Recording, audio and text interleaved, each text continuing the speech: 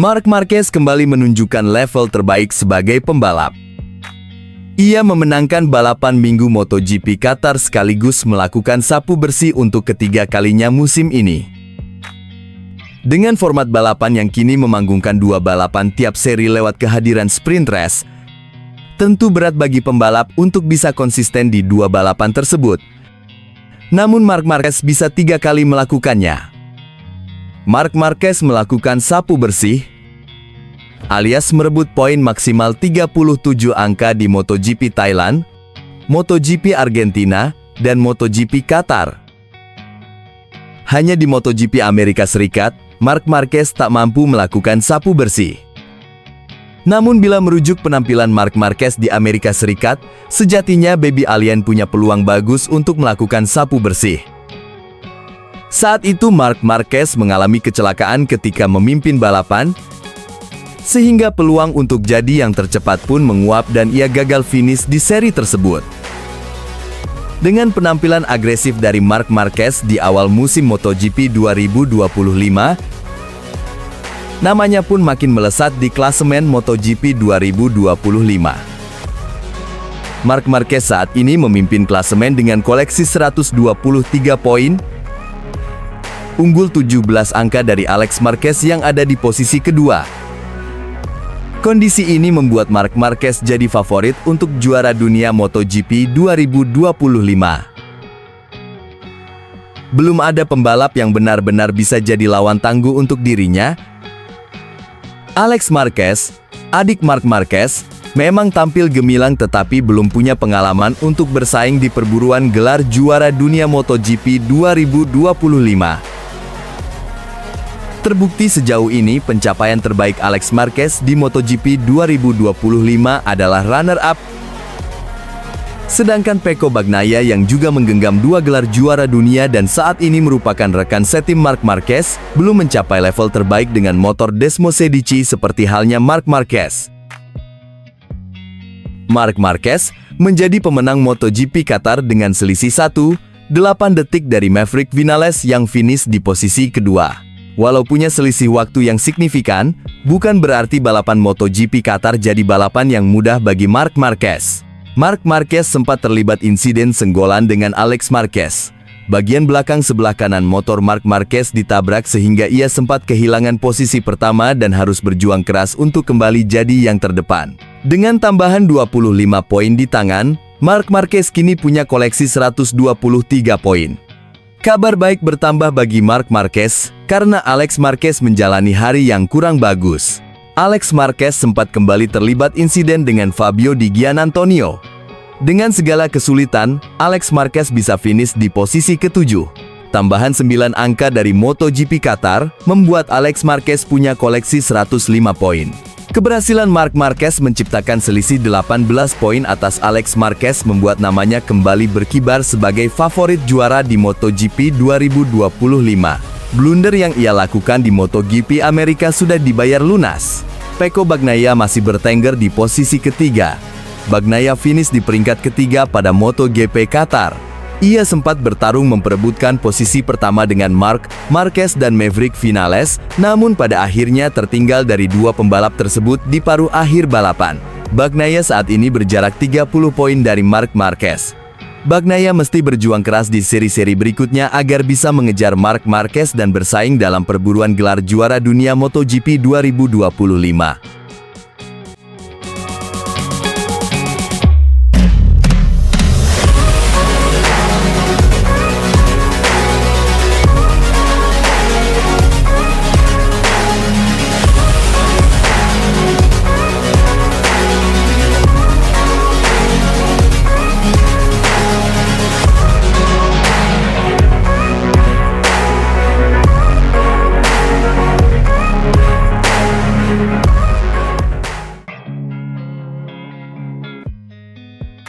Francesco Bagnaia, sang juara dunia 2 kali, tak mampu menyembunyikan rasa frustrasinya. Ia memulai hari dengan performa luar biasa, penuh percaya diri meski memakai ban bekas. Tapi satu kesalahan di kualifikasi. Satu momen fatal di tikungan keempat, menghancurkan semua rencana. Dalam perbincangannya dengan jurnalis kawakan Manuel Pecino, Pecco tak menutupi rasa kecewanya. Ia mengakui, start dari belakang jadi momok menakutkan baginya. Kalau aku nggak start di depan, semuanya jadi lebih sulit. Aku nggak cukup agresif saat pengereman, dan aku kehilangan terlalu banyak waktu. Meski kecewa, matanya tetap menyala dengan semangat juang. Ia tahu, balapan utama bukan sekadar kesempatan kedua, ini adalah ajang pembuktian. Aku yakin, besok akan berbeda. Di balapan panjang, aku bisa tampil lebih agresif, lebih cepat. Aku tahu aku bisa bertarung untuk menang. Pecco mengakui, ia terlalu memaksakan diri saat mencoba memperbaiki catatan waktunya. Ban kedua memberinya kepercayaan diri, tapi di tikungan keempat, ia masuk terlalu kencang dan jatuh.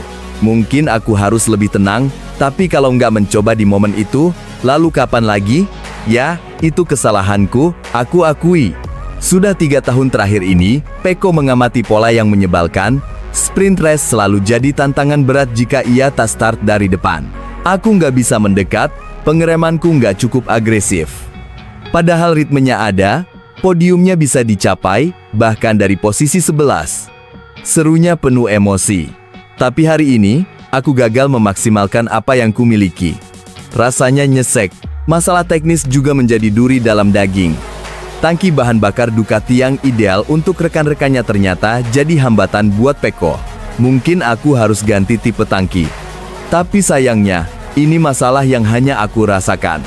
Pembalap lain bisa memaksimalkan semuanya, tapi kalau aku nggak start di depan, semuanya jadi lebih rumit.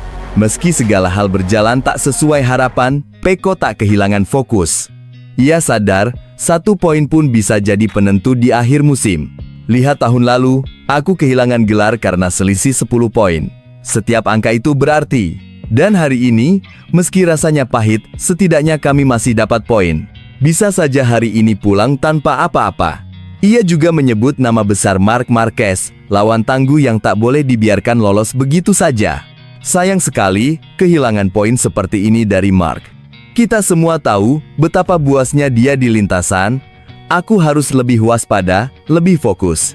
Tapi aku janji, aku akan melangkah lebih maju besok. Dan ketika ditanya soal insiden hari ini, jawabannya singkat tapi tajam. Kalau soal jatuh, ya, itu udah terjadi. Dan aku nggak bisa berbuat apa-apa. Untuk kualifikasi, ya, itu kesalahanku. Tapi apa yang terjadi di sprint, aku harus terima, dan lanjut ke depan.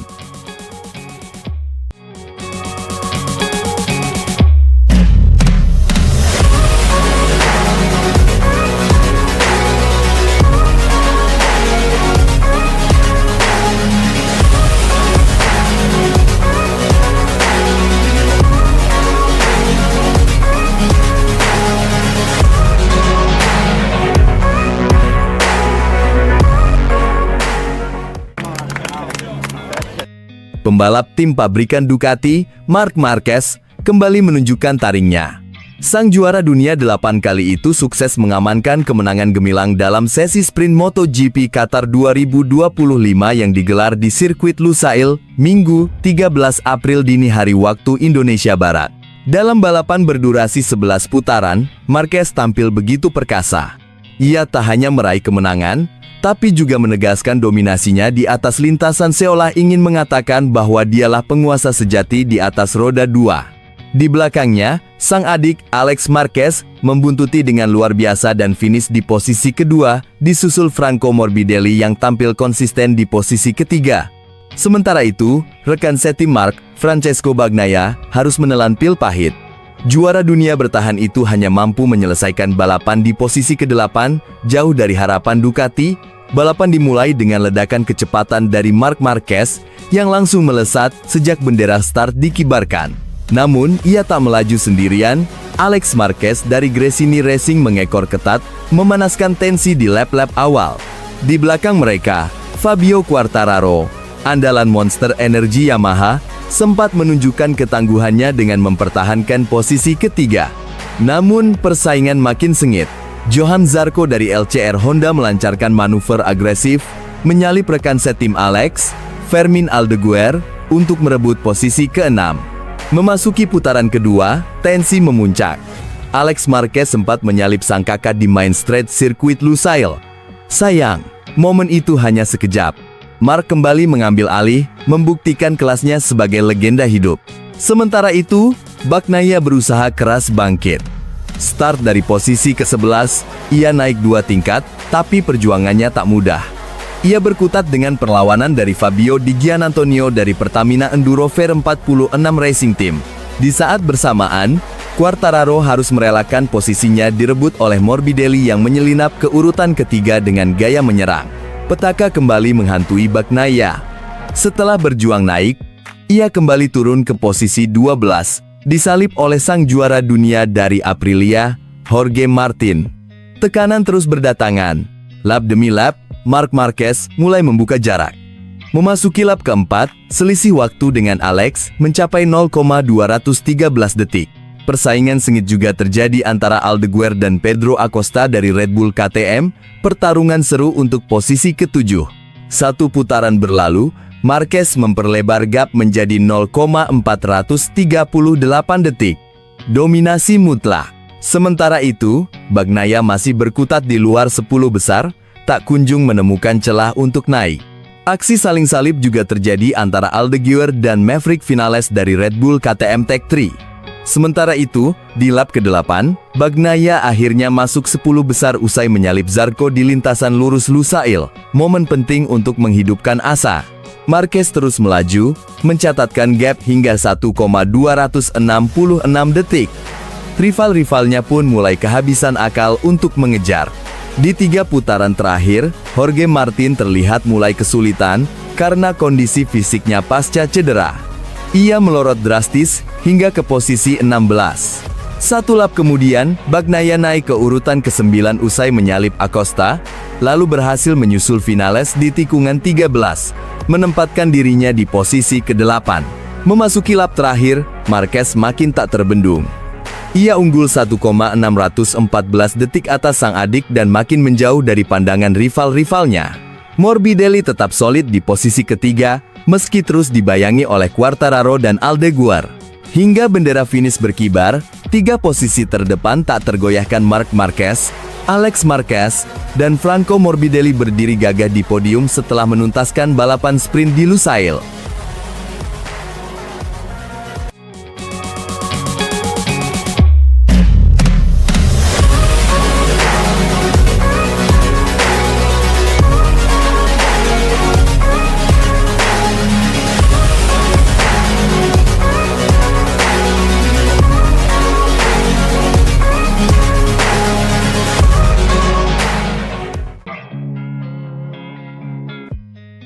Pole position menjadi milik Marc Marquez, sementara rekan setimnya mengalami kecelakaan.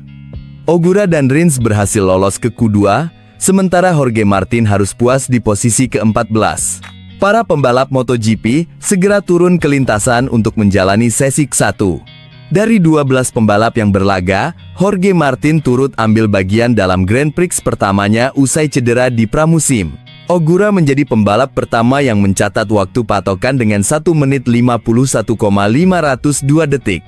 Brad Binder sempat berada di posisi kedua, tetapi posisinya tak bertahan lama karena Jorge Martin menyalip dan menempatkan dirinya tepat di belakang Ogura. 6 menit jelang sesi berakhir, semua pembalap masuk pit untuk bersiap menghadapi bagian kedua ke-1. Mayoritas pembalap mencoba mencari referensi roda atau slipstream untuk mencetak waktu terbaik demi lolos ke Q2. Alex Rins menjadi pembalap yang berhasil menggusur sang juara dunia dari posisi kedua. Tepat di belakangnya, hadir 2 pembalap utama dari tim Aprilia. Kesempatan Martin belum habis. Di lap terakhirnya, ia berusaha keras memperbaiki waktu agar bisa lolos ke Q2. Namun Ogura justru berhasil mempertajam catatan waktunya dan mengamankan posisi pertama, sekaligus tiket langsung ke sesi perebutan pole position. Jorge Martin gagal memperbaiki waktunya dan harus start dari posisi ke-14 di sprint race dan balapan utama esok hari. Tiket ke Q2 akhirnya menjadi milik Ogura dan Rins. Lampu hijau menyala, dan para pembalap Q2 langsung melaju ke lintasan, berburu waktu terbaik demi meraih posisi start terdepan. Pembalap pertama yang mencatatkan waktu adalah kakak beradik Marquez, Marc di posisi pertama dan Alex di posisi kedua. Tepat di belakang mereka, duo pembalap dari tim VR46. Fabio Quartararo merebut posisi keempat, memisahkan duet VR46 di papan atas. Namun, dengan sisa waktu 5 menit, Pecco Bagnaia mengalami kecelakaan karena tergelincir dan kehilangan peluang untuk memperbaiki waktunya. Saat itu, pembalap Ducati tersebut berada di posisi ke-9. Fabio Di Giannantonio berhasil menyalip Alex Marquez dan naik ke posisi kedua, menyelip di antara dua bersaudara itu. Fabio Quartararo sempat mencatat waktu tercepat dan merebut posisi pertama, tetapi dengan cepat dibalas oleh Alex Marquez yang mencatat waktu 1 menit 50,600 detik. Di lap terakhir sesi Q2, Marc Marquez tampil memukau dan memecahkan rekor waktu adiknya dengan 1 menit 50,499 detik. Akhirnya, pole position pun menjadi milik Marc Marquez dari tim Ducati, diikuti oleh Alex Marquez dan Fabio Quartararo yang akan mengisi baris terdepan. Di baris kedua, ada duo VR46 dengan Morbidelli di posisi keempat dan Di Giannantonio di posisi kelima. Vinales merebut posisi ke-6 dan menjadi pembalap KTM terbaik. Pecco Bagnaia akhirnya harus puas start dari posisi ke-11.